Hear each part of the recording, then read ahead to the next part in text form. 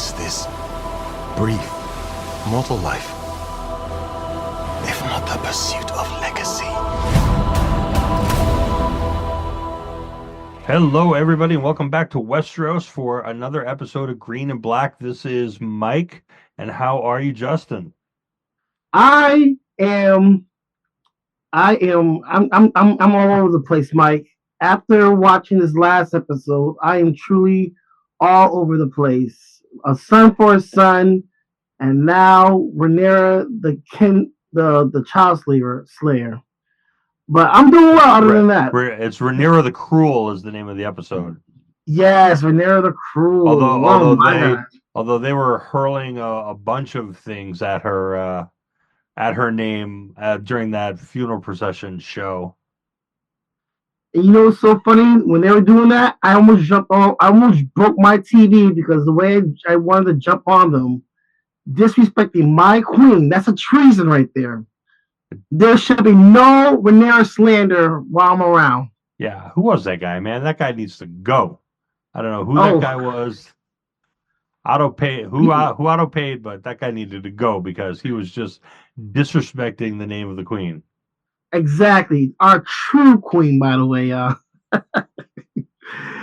Oh man, but honestly, Mike, I'm so glad just to be back in Westeros for another ride on this, and I felt like this episode. There's so much that I really truly enjoy. It was like, to me, it reminded me like a peak Game of Thrones episode. I said, now this is what I'm talking about. It really did. And especially that that they got out of the sound stages. They went back to Caceres, which is the city that they used to use for as a stand-in for King's Landing in Game of Thrones. Yep. So they went back to the same place, to the same streets, where Cersei walked in Mother's Mercy, where we saw Flea Bottom, where we saw, them walking at the end, and it really felt like they were back in Westeros. They were back in their where we belonged. It's so funny that you brought up Cersei with the Mother's Mercy, because I was watching this episode and we saw like the funeral procession going on. My mom was watching it and she just started busting out saying shame, shame, shame. I was like, yeah, that's the same spots where that actually. Well, there should be shame on Otto for coming up with that whole thing. Otto, but you know what, Mike? I'm gonna sound crazy saying this because, especially what I said last week's episode, I can't stand Otto. I really can't stand Otto, but I respect him because he knows how to play the game. He knows how to play the Game of Thrones. The man was smart. He was like, you know what? That was my grandson. Like they brutally murdered him. This is like, this is within a few hours. But then he's playing smart to this. Is, you know what? We could pin this all on Rhaenyra, and we can definitely get some credit onto our position, our side right here. And it was a brilliant plan. It was a horrible plan. I mean, morally wise, horrible, but it was a brilliant plan nonetheless. I sound crazy saying that. I know I might have to go check myself into the doctor's office, but it was a brilliant plan in my eyes. Well, leave it to Otto to make political hay out of the beheading of a child. And his grandchild, nonetheless. It was great.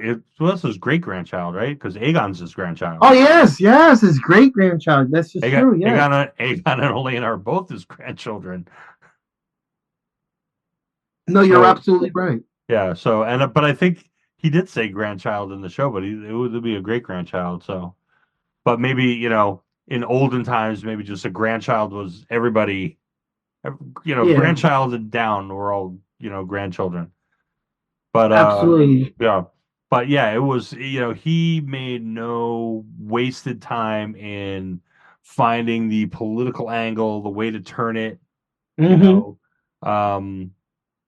Kind of one of these things where young Jaehaerys may have done more for the war than any soldier. He sure said that. And he made no bones about the fact that this is definitely a political opportunity. Take full advantage. It makes you feel like, oh man, like who actually would do such a thing? But Otto quickly rose to the occasion and brought his daughter, his granddaughter, even grandson, all part of it as well too. It was just, I mean, So it was working. it was a move worthy of Tywin Lannister. Yes, yes. And I hate to put Otto in the same realm as Tywin Lannister. And I think I made a comment about the parallel between them because they really are all about the family line. Or maybe it was with Corlys. But yeah, I have to give it to him. That is something Tywin Lannister certainly actually he has done. Like done something similar to that. Like maybe think about Joffrey's funeral back in season 4 of Game of Thrones. Absolutely, that was a political. Well, Tywin never liked Joffrey. He never did. He was also the only one that was able to put Joffrey in his place.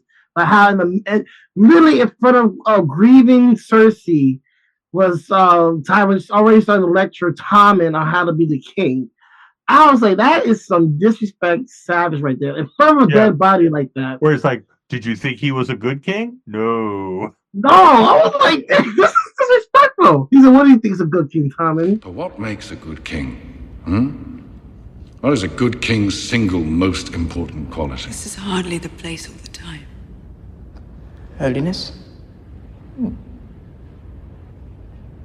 Baelor the Blessed was holy and pious.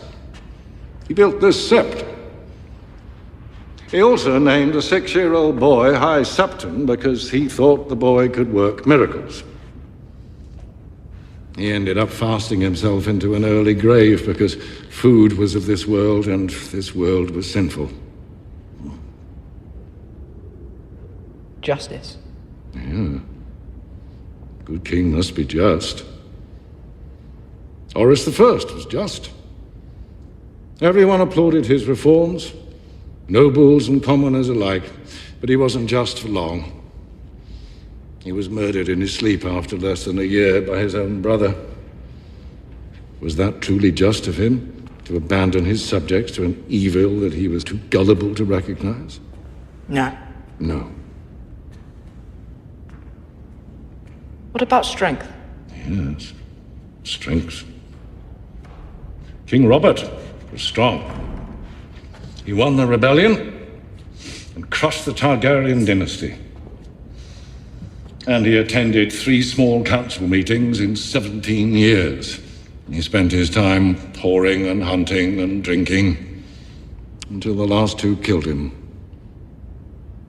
So, we have a man who starves himself to death, a man who lets his own brother murder him, and a man who thinks that winning and ruling are the same thing. What do they all lack?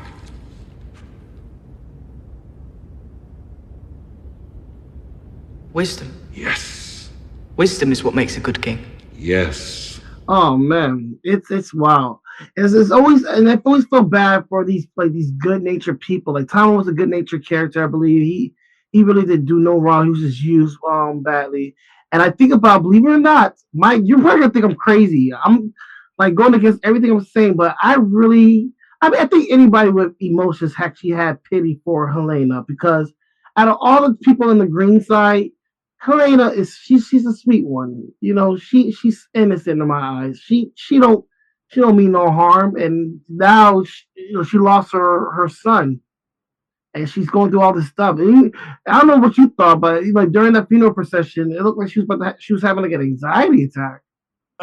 Well, I think she definitely was. I mean, Helena's definitely a sweet person, very sweet, and very is sweet. not into, I mean, she did her duty, but she really felt like she was, I think, being trapped in that carriage, and with everybody yelling at her, even though they were yelling in support of her, with everybody yelling, throwing the hops at her, and everything that was going on. It was just, obviously it was just very over, because don't forget, this is the same day.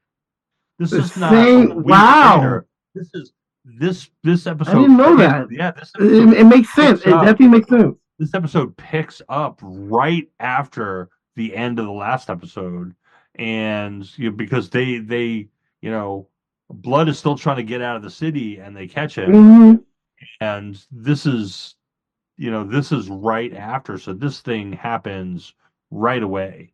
So she's still within 24 hours of this whole terrible thing that happened, and she's having to do this and put on this show and be out here in front of all these people to to be basically a political showpiece, Yeah, for like a chess a player. larger event. And dude, that that doll, that dummy that they made, Oh, they did a full body scan of the actor, of the child, and then they made a silicone body mm-hmm. out of they made a silicone mold like they do when they do makeup, or they do things for adults and stuff like that. And Yes. then they took that silicone mold, that silicone body that they made, and then they cut its head off. I said definitely yes. And then they reattached its head. And let me And Mike. I don't know if you noticed, but as the wagon's going, the way the head jiggled, Oh, it was very disconcerting. yes, it was. Mike, I'm gonna be honest with you right now. I watched that scene and I was so disturbed by seeing that image of if you breaking it down, it logically makes sense. But I can tell you right now, even with the jiggle, because I did notice that, I said I'm never gonna watch that scene ever again. There's certain things, and I'm just gonna watch, and I'm not gonna watch again. That's definitely top of the list. I'm not. I will be fast forwarding that in future rewatch. Which means they did a great job, by the way. If you're gonna do that, they're doing a great job, especially in the special effects and the makeup and all that stuff. They are. They're completely 100% sold into it, and the director of the episode, because originally there wasn't going to be that procession through the streets, and Mm. that's something that they came up with when they were getting ready to film it. And um their prop star just went and just built that wagon, and they just kind They went to of town. they just went to town with it. And so that was one of those things that probably wasn't like originally scripted that way, but they just decided, this is once they got on the location, yeah, we need to really do this. And it just it was obviously It very, paid very off. effective. Yeah, it definitely paid off. It definitely left an impression. I feel not just on me, but so many people. So kudos to them. I will not be watching that scene again. I'll be watching the episode again, but I won't be watching that particular scene. Probably a little less effective was Daemon's explanation to Rhaenyra. Oh, She was not having any of that. she was not having it at all. I just love when she finds out about it. On there about the table. She's like, well, who could have done it? Everyone's eyes went immediately to Damon. And Well, I think not everybody's, but Rhaenys's. oh man, she don't play around right away, and then Rhaenyra, as soon as she saw the look on Damon's face, yeah, just kind of sitting over there sipping his tea in the corner, and she knew right away that it was him. Yeah, yeah. And the fact that he's had it seems to me he had no remorse on the matter. I feel like he felt like he was justified in his actions, despite the fact that he claims that was not like fully per se what he wanted to do, but he was totally fine with it. He said, you know what? They felt the reverbs of their actions, where of how Rhaenyra felt. So he felt like justice is truly done in that case. But she said it. Rhaenyra said it best. She's like, they definitely weakened her claim to the throne by that action right there. Because Otto, David needs to understand that. And I feel like also Aegon, because Aegon said it too. I love he said a wonderful line. He says, "Oh, I want to spill blood, not ink." They gotta understand that when it comes to war, when it comes to Iron Throne, it's not all about violence. It's not all about action. It's about playing the game, which is like word of mouth and whatnot. And Otto did a wonderful thing, and he was really on it with the Rhaenyra the Cruel portion, and she basically said to Daemon, she says, "These people think I'm a monster now because of what you did now, and it's gonna not allow them to see me as a true queen." I cannot trust you, Daemon. I've never trusted you wholly, much though I wished to, willed myself to. But now I have seen that your heart belongs only to you. And when I was a child, I took this as a challenge, but I'm older now. I have challenges enough. I have served you faithfully. Have you? Or have you used me as a tool with which to grasp at your stolen inheritance? So I hope he's very prideful. Daemon, he portrays himself to be very prideful. So I do hope that somehow that he does have an understanding that of the repercussion that he has done in that action and whatnot. Like, I know he meant for good intention. He's going to handle it, but I hope he does own up to it in the following episodes. Well, I think he definitely came around to finally admitting to maybe himself, but certainly to Rhaenyra, his resentment for her. For his brother bypassing him and naming her to be the heir. Oh man, that was a deep-seated problem that he never really spoke out loud. And, the fact that they came to this point and he was very open and honest and in anger, obviously. But he finally came out and said it aloud that, he felt like he was passed over and that, his brother took that away from him because there was a while there where he was the heir. And, until he declared that it was going to be Rhaenyra and made all the lords, swear obeisance to her. And, he's been trying to prove himself ever since, and he's been trying to exercise that demon out of him ever since. But now that it's come out in the open between the two of them, it's definitely out there. But I think that's healthy, and I think that now that air is cleared and that's up, he can be free of that right now and do the things that he's got to do because he's got stuff to do, and. He needs to get to it.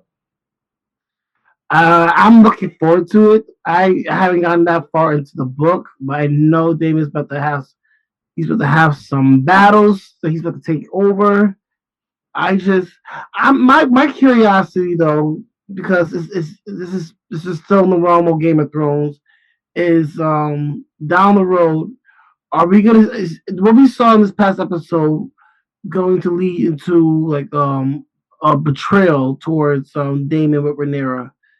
I feel like even from like last episode, but even from like the first season, like the first scene that we've seen of Daemon, if I'm not mistaken, is actually him sitting on the Iron Throne. I think that might be the first time we actually see Daemon. And please correct me, people, if I'm wrong on that, but he no matter what, he wants that throne, and I feel like he was willing because he does love Rhaenyra. I do believe he does love Rhaenyra, that he's willing to step aside and accept the fact that she's the new heir and whatnot. But that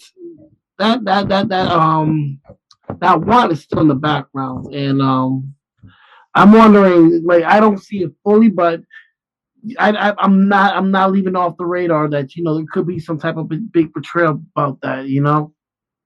Especially I think he knows that. I mean, right now he's got no path to it because there's a whole nother generation of her offspring. He's obviously not going to kill all of her children.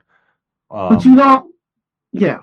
Well, their children, and they have children. She's got children, from Strong, Laenor, and oh, really? Okay. even Laenor's niece knows. But yeah, I mean, there are other heirs, and so that door's shut for him. But he still, I think, feels this need to make his mark on the world. And I agree with you. I truly do agree with you on that. I've been watching other videos talk about how during these years, Damon's just been sitting and waiting and getting like fat, not getting lazy, but he's getting softened a little bit, and I think that's taking its toll on his mindset as well. So now he wants to. He's kind of like Aegon. He wants to start stuff up. He wants to start some stuff up, and we got people on both sides want to start things up. So it's very much inevitable what we're about to be seeing. And that's definitely true. And that's a really, I think, kind of apt description of him is him and you have Rhaenyra and Otto who tend to look at things more with a long view. Yes. Rhaenyra because she was trained from an early age in court. She was there at the small council meetings. She was watching her father. She was watching Otto. She Yep. was seeing how things were done and She's naturally smart too. how you run Naturally a wise. kingdom. So she's got a political long view, and she has the ability to see all the pieces on the board, like Absolutely. Otto does, and because she Absolutely. learned it a lot from Otto, whereas Aegon never had that, and Daemon was never really interested in that. And, Yes. Yes. so those two are very, hot, quick on the trigger, ready to go, Mm-hmm. and react out of a place of anger and emotion Yeah. much, much more than, Rhaenyra or Otto do. And I feel like it's gonna on both sides. They're gonna both. Otto said it best. He says, "You will regret this," and I think that can be for Aegon and also for Daemon. And I feel like overall, as to Team Black and Team Green, they're gonna definitely regret some of their rash decisions from people like Daemon and people from like Aegon. Daemon, like you said, mentioned, he's all about he's like shoot first, ask questions later type of mentality. And I feel like that's gonna definitely have a big impact down the road with Team Black. Whereas same thing with Aegon. Aegon, he's bloodthirsty, and I feel like when he has people like Kristen Cole and even his brother Aemon at his disposal, they're willing to do that. It's gonna only fan the flames even more. So it's gonna be interesting though, because even on Rhaenyra's side, we like the only people that she has like that is honestly like Daemon. But she got smart. She does have maybe Court. No, I don't know about Court. Maybe Corliss. But people like Bernice, people like her children, backing her up. I think she might be all right. But the green side, on the other hand, I feel like we're about to see some hazardous stuff happening. Yeah, I mean, I think I don't necessarily know that this is going to turn out the way that Mike, you know. Well, yeah, but don't forget, there's a lot of differences in the way True. they're doing this, and we'll get to, we already saw some of that in the blood and cheese incident. We're gonna Oh my talk gosh. about that again when Of we talk course. about the battle with the Cargills at the end of the episode. Yes, that was different from what I was. Yes, That's you much definitely different talk. from very much different from the book. So they're kind of doing, and we've talked about this last week, why this is a history book from multiple sources, and it's not necessarily, the book is not necessarily the accurate version of it, whereas the show purports to be the accurate version of it. So we're gonna have to see what happens, and how it's gonna all turn out. I got to tell you, I really, like I said last week, I really think that they're really doing a great thing with Aegon, and the way that they are portraying him is, I think it's pretty good. I mean, when he comes out and he starts yelling and screaming about, I want war, and you know, um,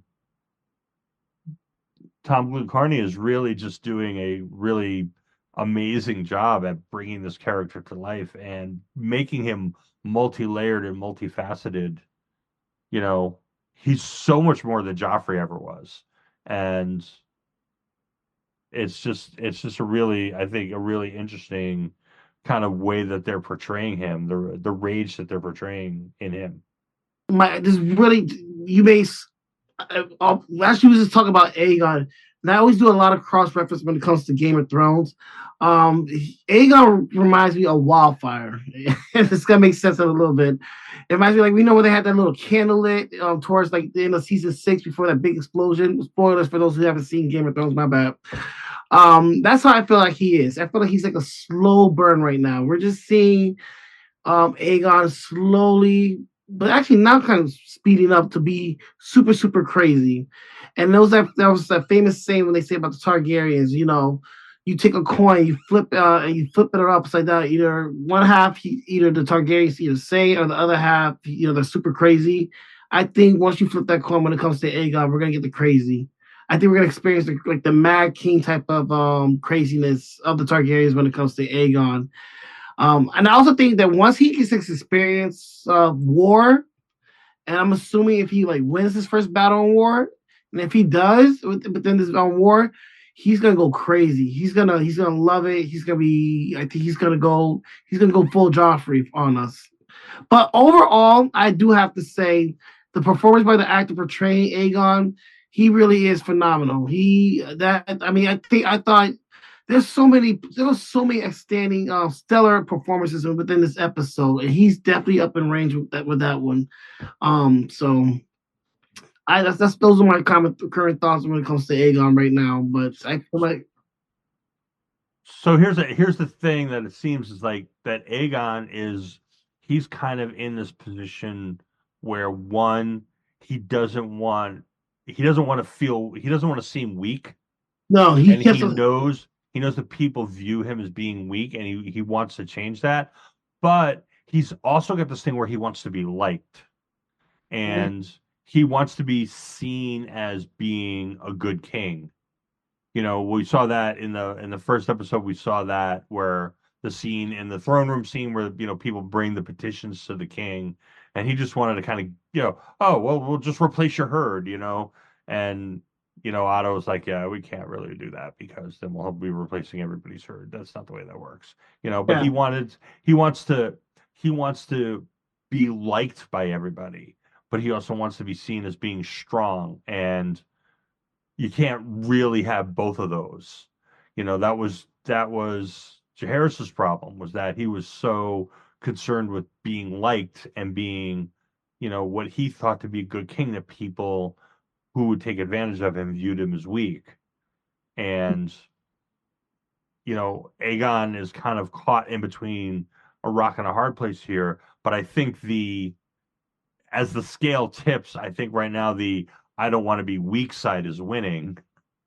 Yeah. I want to be like side, just because of this anger and what's, and I think it's interesting because, we see him in the beginning of the last episode when he's really just kind of treating his son almost like a plaything, right? Like a tool, like, I'm going to come get him and I'm going to bring him to the small council meeting and I'm going to screw around with people. And, it's, maybe, he wants to not have his son be ignored the way that he was, but right. I don't know that necessarily was taking that 100% seriously. But to watch him and the actual grief and anguish that he has over the loss of his son is really, that's really something to see. And that really kind of informs him a little bit. There's that scene on the stairs where he's passing Helena and they don't talk to each other. And a lot of people were reacting to it like, oh, he got nothing to say to her and blah, blah, blah, and whatever. But I was watching an interview with him, and he was talking about how it's like they understood. They share that, they understand one another in that moment because they were raised together. Yeah. And they know each other better than anybody. And they don't need to say anything. Yeah. So when they stop and they look at each other on the stairs, to them, that's like a moment of shared grief. Yes. And it's not that he's dismissing her, he's actually connecting with her in that moment. Yeah. I heard something very similar. I heard the fact that in that moment, only those two could understand the type of grief the other one was feeling, because it was literally their same one. And that's why I love the beauty of this show. Because at first look, it looks like he's like dismissing her. Because you see from like the previous, like, context, or like the previous season, like he definitely has lack of respect for Helena. But I do believe once you look at that, when you break down that scene, like you basically just did it. Take from what you said, that shows you the true beauty of that scene. The fact that that was like a very intimate, powerful moment between those two characters, sharing over the grief of their son, over the fact that they, like you said, they grew up together. They truly can understand each other in that brief second. Yeah, and so and I think, so that really, once I saw that and then I kind of rewatched it and I was like, oh yeah, I do see that in there. Yes. And I think that, so it's like they're taking these characters really seriously, and they're really kind of getting into like these characters' heads, and are trying to make them multi-layered and interesting, and you know kind of a more, a lot of the characters on Game of Thrones, maybe because there were so many characters, um were very uh kind of, some of them were kind of one note. Joffrey was kind of one note. Even Marjorie was kind of one note. They were kind of like, this is this person and this is what they do. And so I mean, not everybody, but some of like the secondary characters. And I think they're trying, because this is a smaller cast, I think they're Right. trying to dive a little deeper into who these people are and what motivates them and what their feelings are. And I love that they're doing that, because I feel like as we start watching later on, and in the episodes and in the series, when something major happens to them, whether they win like a big battle or they actually fall in a battle, and they die, I feel like it's gonna shock us as the audience much deeper, because of those connections that we grew with them over this time and whatnot. Absolutely. Yeah. There's going to be some falls here that are going to be like, wow, you know, Oh, that no, that hurts. yeah, When, and I'm thinking back to like Game of Thrones, where, you know, some of the characters where you see them fall, like Egret or Theon, oh, you agree? or it's like, yeah, that Yeah, means a little more to me. I've spent 7 seasons with this guy, yeah, and and the redemption. and I've watched his whole arc, Yes. Oh man, from I'm emotional being right. up to being at the bottom to working his way back up, Yes. and to Yeah. watch him die this heroic death. That's a very Yeah. impactful thing. Oh man, Mike, don't you try. I need somebody to turn off the fan in here. I don't know. It's very dusty, teary eye right now. That's so true. What is dead may never die. But his dad may never die. Oh man. And also Egret too. You know nothing, Jon Snow. Those lasting words. But yeah, I do. I'm not ready, Mike. I don't know, man. I'm not ready for this. I know we're gonna probably be seeing some stuff. Actually, no, even this past episode, man. Um, I don't know if you're ready to talk about it, but I've been crying a lot with this show. Definitely showing a lot of emotions, but with the twins, Eric and Arik. Yeah, that is definitely, Oh that whole man. thing is just crazy.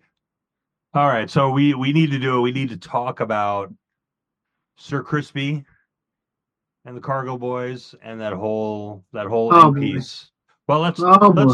let's start with Sir Crispy, because Your boy. the Lord Commander, because my boy is my boy He's is he's just no, he's just he, not. He's just no. he's exactly he just gets worse and worse every single episode. Like, how can we top what we did last week to make him the most hateable person in the show? And every week they deliver on it. Like, he's despicable. He's a nuisance. I feel like everybody's gonna rejoice the moment he gets his When um he goes to Eric and he's like Eric and he's like that white gaslighting. cloak stands for purity. I'm like, who are you Who fooling? I know, like he wasn't boning the queen like a few scenes ago. Okay, buddy. Like, how dare you? And because of you not being pure and banging out the queen, we lost the young sweet prince because that was your responsibility to keep watch. Oh, your grace, I was abed. Yeah, you sure were. And where were you? The Lord Commander of my King's Guard. I was abed, your grace, having ordered the night's watch. Abed. Abed! Instead of safeguarding the sanctity of my family. This is not the time for blind accusations, Your Grace. We'll know who did this soon enough. Who did this? What? Is there any question who did this? Sure, he called him out too. Eric called him out too. He said, "Where were you?" I was like, "Yeah, let him. Where were you, buddy?" And yeah, you were out there with the queen in Rhaenyra's bed. That's the funniest thing too. Like that, the fact that he got it on with both queens in the same room in the same bed, yo. That's wild. And I feel like, man, Rhaenyra must have had something going on for her to basically cast a spell on Sir Douchebag for him to have so much hatred towards her after all these years. Yeah, Him. just because she didn't want to like go and be poor and sell oranges and cinnamon with him. I love that. She gave him that look. She's I'm not about that life. I'm destined to be queen. You want me to leave that alone and to live a life of happiness with you? Being poor? She said, nah, that's not on my bingo card. I'm sorry. No, so and so we talked about last week how like he was going to get out of the whole thing of like, well, is this your job? Yeah. And Aegon gave it to him pretty good, but I think he skated pretty easily on that one because Aegon was just mad at everybody. He and sure was. Didn't really have the opportunity to really focus on who he actually should be mad at. And the whole. So let me ask you this: do you think Otto knows? Oh, Otto knows everything. Otto knows everything. There was a scene where she tried to confess to Otto, Queen Dowager Allison, and he kind of hushed her off on that. That's what made me ask that question. She's like, I've sinned, and he's like, I don't want to hear it. Yeah, he knows, but I think because that's his daughter, and then for where she is in terms of that, he's gonna let it slide because I don't think he's so much into the religious part as Allison is. You know what I mean? He's definitely not. He's definitely not. So he could honestly care less. He said, if I was fighting your shoes, I'll be getting on too. You've been married to that skeleton of a king for all these years, and now he's gone. You should go out between the wings and learn how to fly. You know what I mean? And I think he knows that if it were to come out and if it were to become a thing, it would be politically damaging. So it's better to just not even talk about it. It never happened. Well, it did happen and happened again. And again. I mean, does this woman have no self-control? I know he's an idiot, but she should be smarter than that. She should be way smarter than that. And she honestly, she should be really wise because Loris, who has a big crush on her, is also aware of this, and he's a dangerous man as well too. So she needs to play her cards right. Don't be so obvious about it. I mean, if you're gonna get it on, but don't be so obvious because now it's like slipping through the cracks. It's almost as bad as a secret as Rhaenyra's kids, the strong boys. So I'm just like, being Laenor's just sons.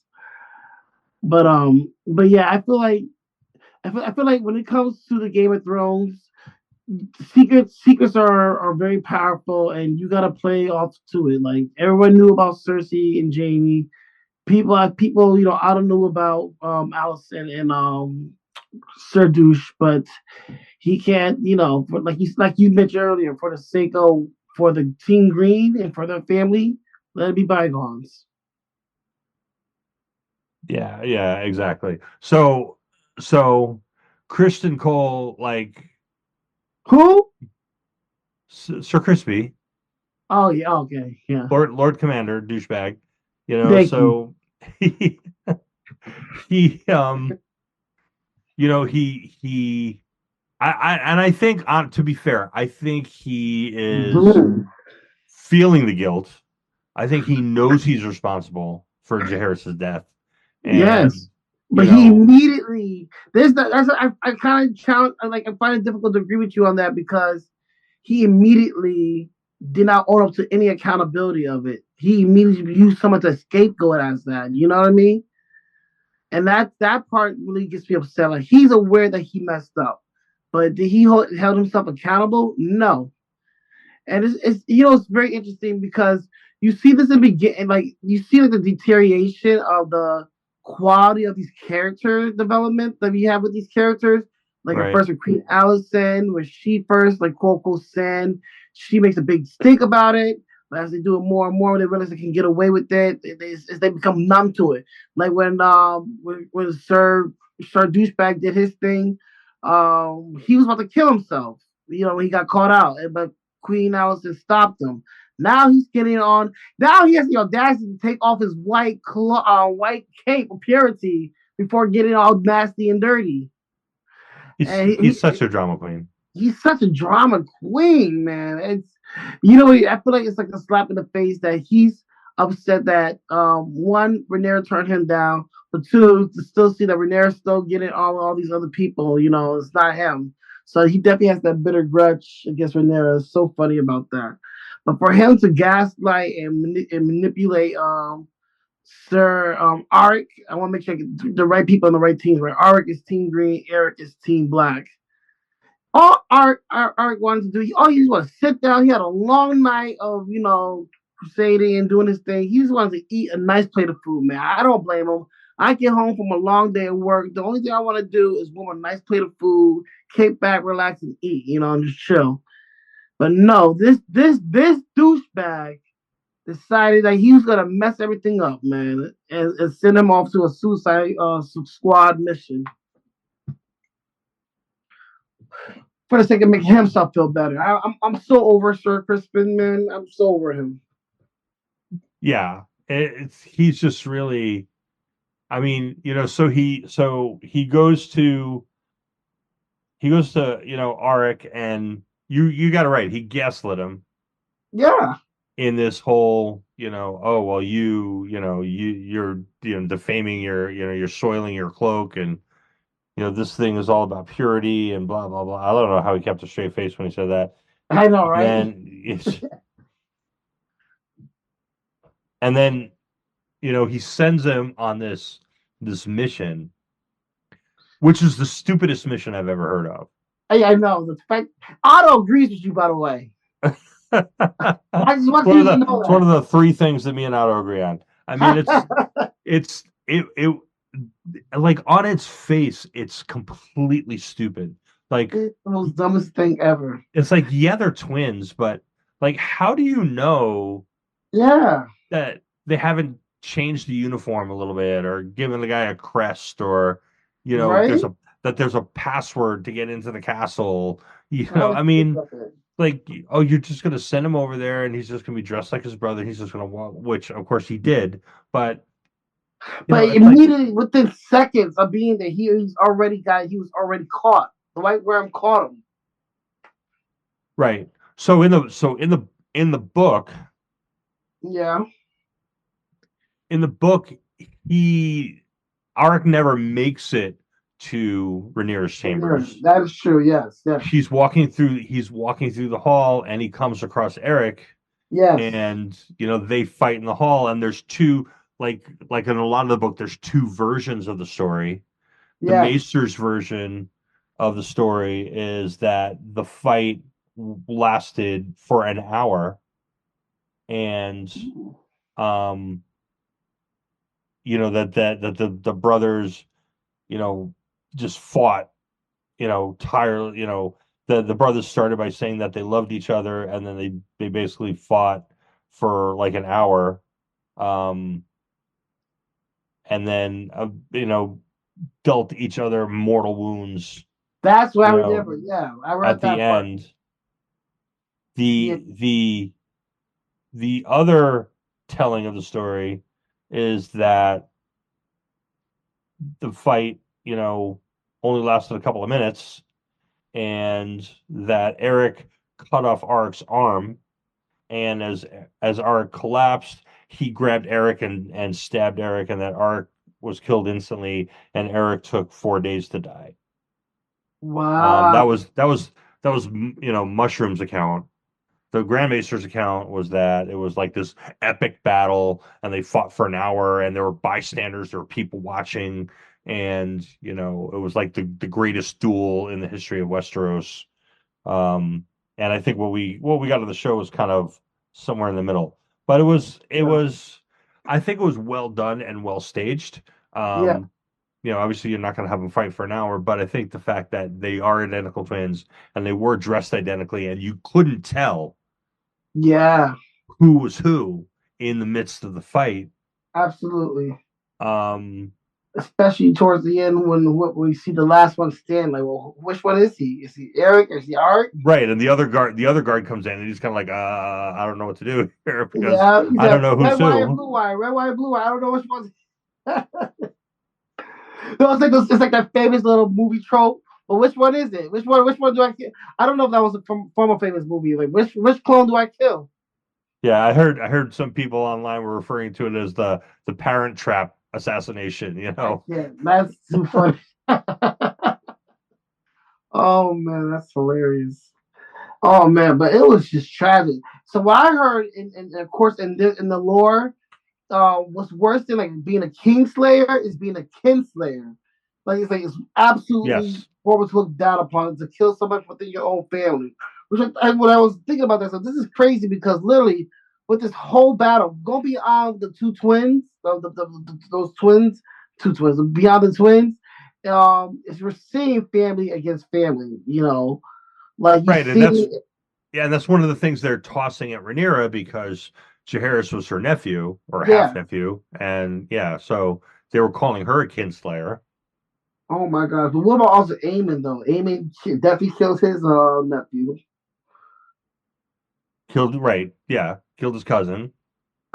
Was his cousin? Yeah, yeah, you're right. I'm so Uh, sorry.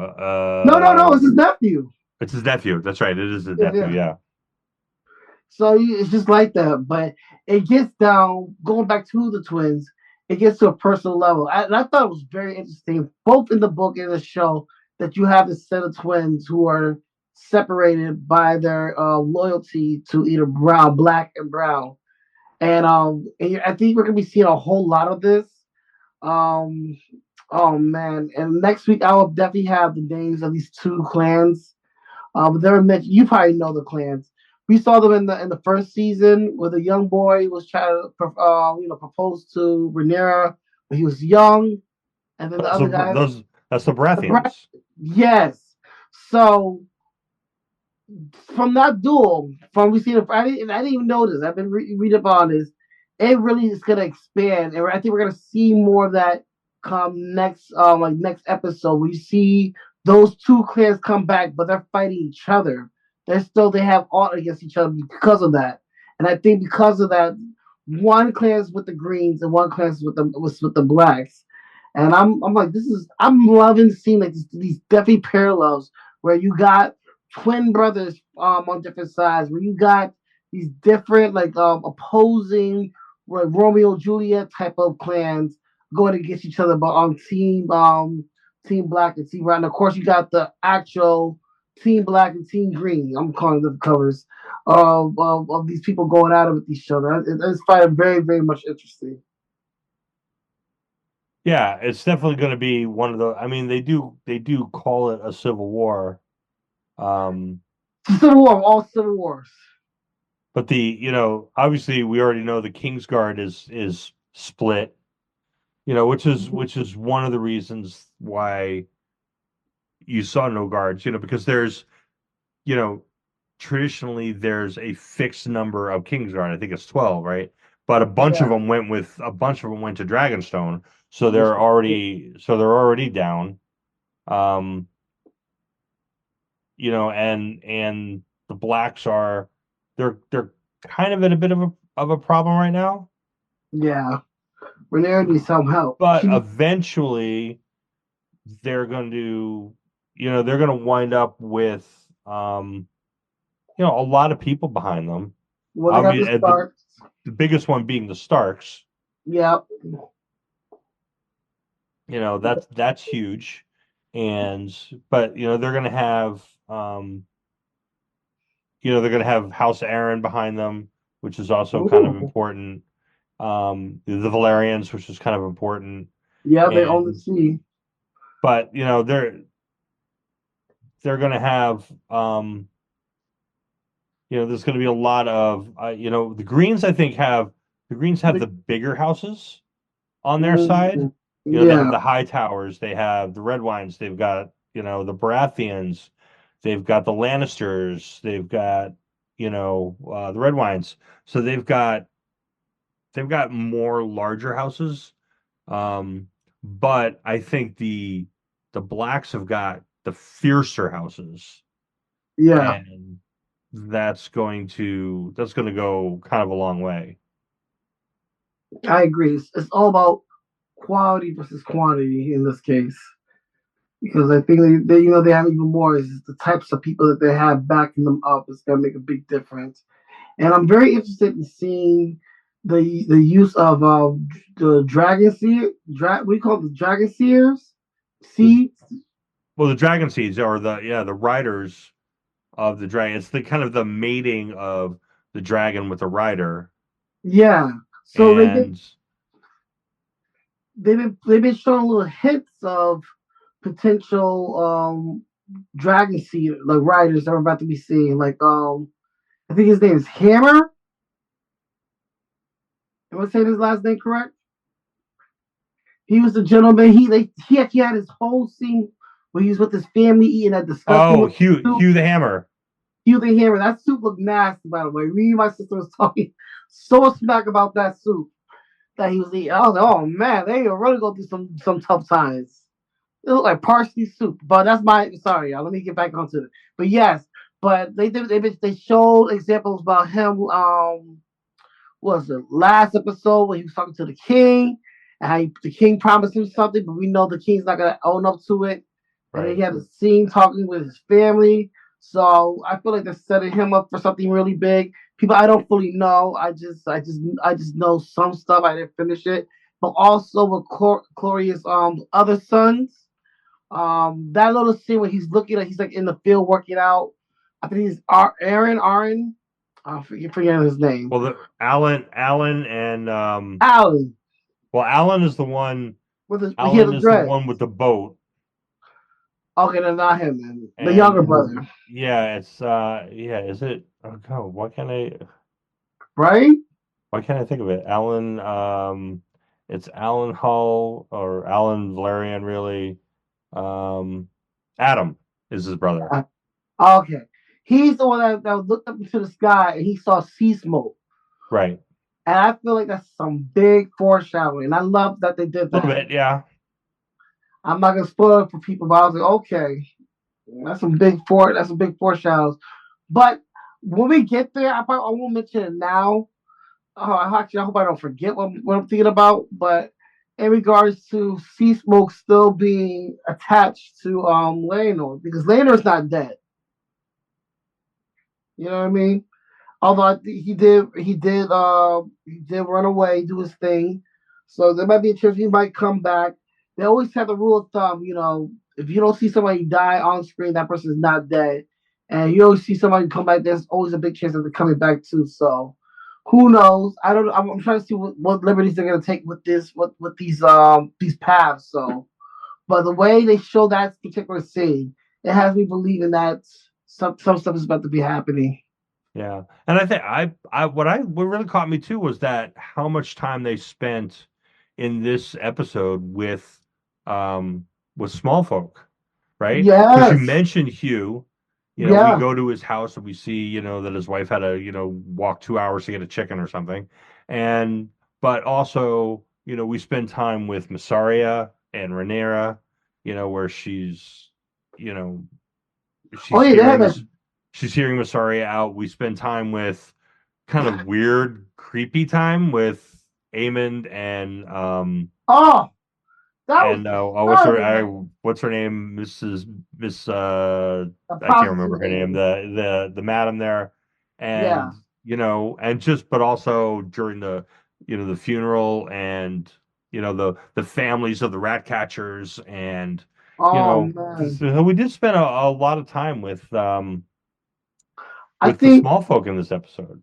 yeah, I feel like small folks in general are gonna definitely play a big role in this war because at the end of the day, they're not like Rhaenyra's not really fighting for the Iron Throne. I mean, she is fighting for it, but she's fighting for the people to be on her side. She's fighting for the people's rights, for the people, for them to accept her as queen.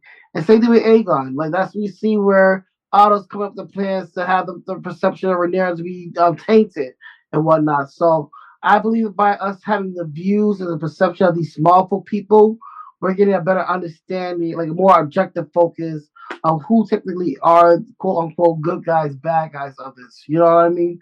Right now, it's looking like Rhaenyra. She is my queen. She's looking like a bad guy. She's heartless. She's ruthless right now. That's what we're seeing. But I feel like when the small folks gonna understand, especially with Claudius stopping the food because the ships is preventing food to come to King's Landing. You give you. I want somebody to get into like a lion's den with a hungry poor folk. You know what I mean? And between them and their food, they'll do you worse than a lion will do to you or a bear will do to you. So that's gonna be interesting. That's my theory. I feel like due to the lack of resources and storage, which also probably gonna look bad on Rhaenyra, but I feel like people are gonna turn. They're gonna show true motives, and they're about to get nasty. So that'll be very interesting to see. Yeah, and I think you hit on um a pretty good point is that the small folk I think are going to play a pretty good part in this Mm-hmm. and the scene with Eamon in the brothel, Oh my gosh. Sylvie, that's her name, Sylvie, I don't know what just popped in my head. Sylvie said as much. She's like when princes, you know whatever, when princes get annoyed and small Yeah, folk pay or whatever. um but that's it. It's like everything is just very personal. It's just kind of when the royals have their little games or whatever, it's the small folk who pay the price. And absolutely. that's kind of always been the case.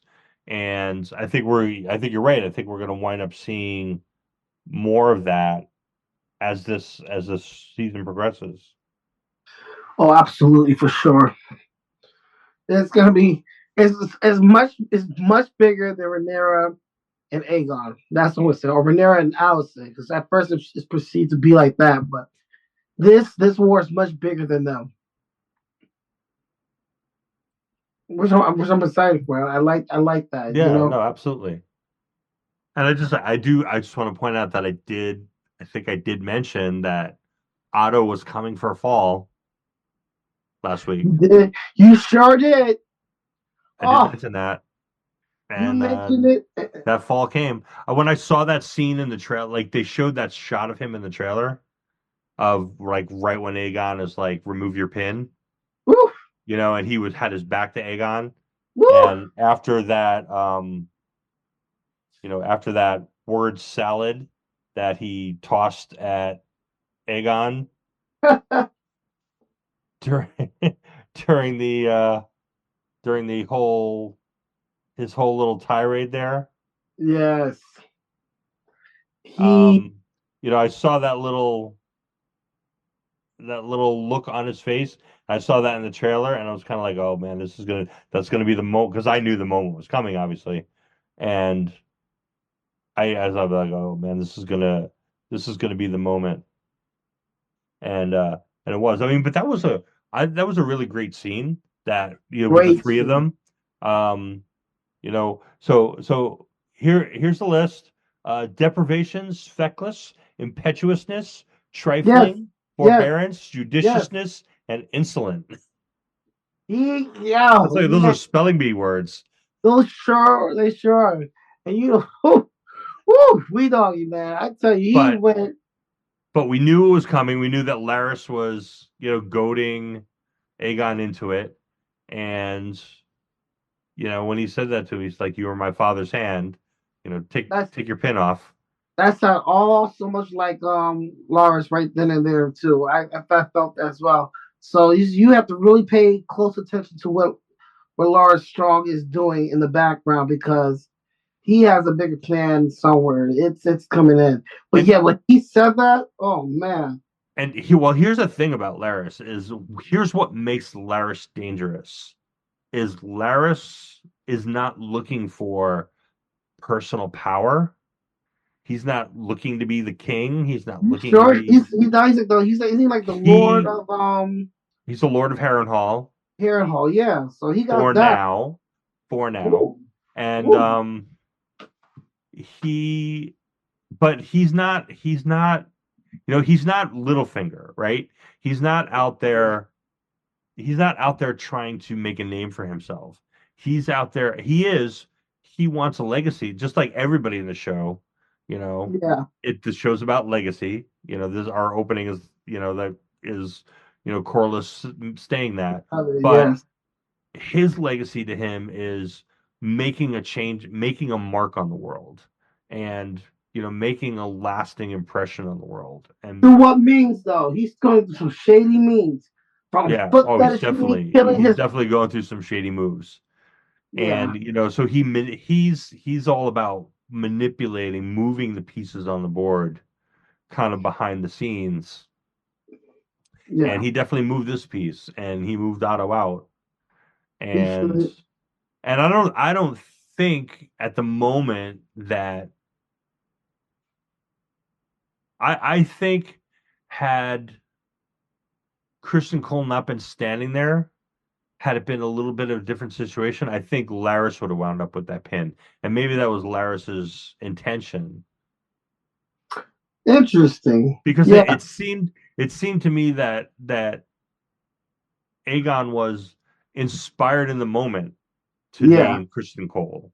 You Because know, Christopher Pryor informed Aegon of what he did with Auric and stuff. And exactly. that's really, yeah, I can see that. And for side note, I guess I have to say, I guess Lars is wanting everything that Kristen has. He wants to be the hand of the king. He wants to be in chambers with Queen Alicent, and Kristen Cole is living Laris's dreams right now. I have to mention that. That's too funny for me. Yeah, and we talked about that last week that, because Laris had made changes to the guard and the household staff, so maybe he's trying to work Christian Cole's exit out the door. Oh, Um, I would have been upset. I would not be upset with that. but here's the other thing is that, maybe Laris is not mad that Christian Cole is the hand because he's probably going to be awful at it. And, Yeah. you Oh, know, he's probably. Mike, let's be real here. This man, he already the first play that he already did with our how did that go? How did that go off? yeah, well, did not succeed. Yeah, so we already can tell what's gonna happen. I would have, he's been failing nonstop. So this is, I'm like with Otto. I know I can expect Otto. He's gonna be sitting down on the couch with us with some popcorn, watching this whole debacle just go from worse to worse, get worse to worse. So it's gonna be fun. It's gonna be hilarious. I think it's definitely going to be Yeah, hilarious. And it's going to be worth watching. It's going to be something. Mike. Now this is a wild claim, but could we actually see Otto go over to Team Black and offer counsel to Rhaenyra. That's a very wild claim. I doubt it because of his pride towards his family. But I mean, you don't count nothing out when it comes to anything Game of Thrones. So who knows? We saw Tyrion do that with Daenerys against Cersei. So who knows?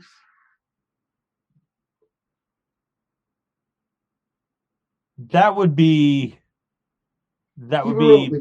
yeah, that would be pretty wild, I think. I mean, His own grandson disrespected him. I mean, they were going back and forth. That was power move after power move. But when when Otto's about to leave, and then Aegon says, "Oh, you are dismissed." I said, "Man, that's worse than spitting in someone's face, man. That was a low blow of the low blow." And after he fired him and dismissed him, man. Oh man. So that'll make me do some crazy stuff. Like, I want to really make you regret this. yeah. So I know and I can say this because it's different already. In the book, like Otto was trying to he was trying to make an alliance with the Triarchy and get them to like kind of attack the Valyrian fleet from the other side. I haven't seen any of that. But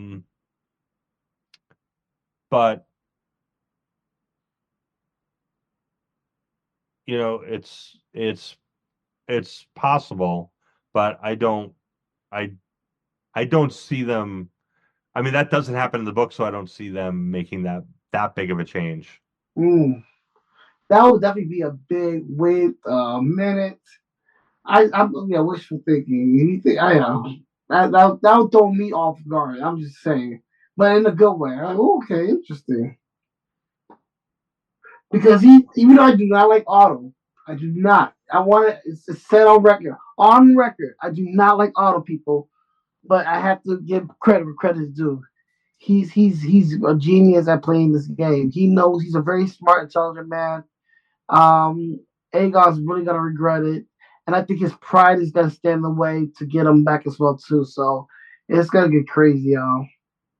I feel like all the wise people in this show, where you got Otto, you got I don't know if I want to put Alice. I'm not gonna put Alice in there.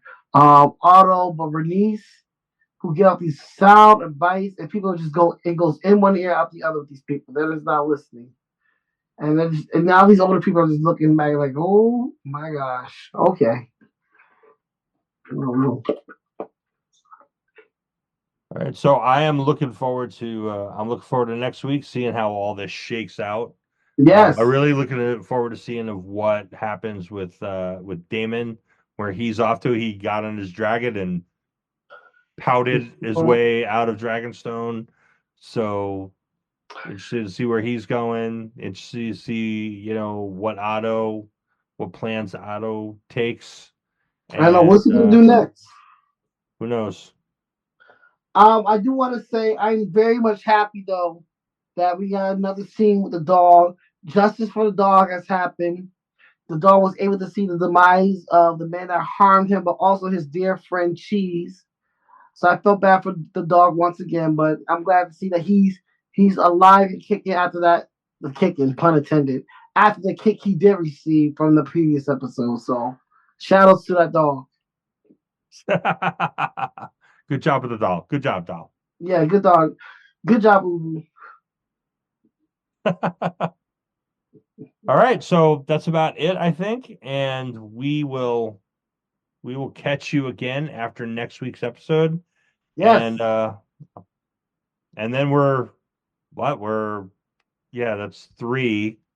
So we're closing up on the halfway point pretty soon. Another 2 weeks. And I heard episode 4, y'all. I heard episode 4 is a big episode. So make sure y'all watch when episode 4 comes out, because I know that's going to be a big one for us to talk about. It's a big battle happening. So be prepared for that. Absolutely. All right. Well, thank you for listening, and we will catch you again next week. See ya.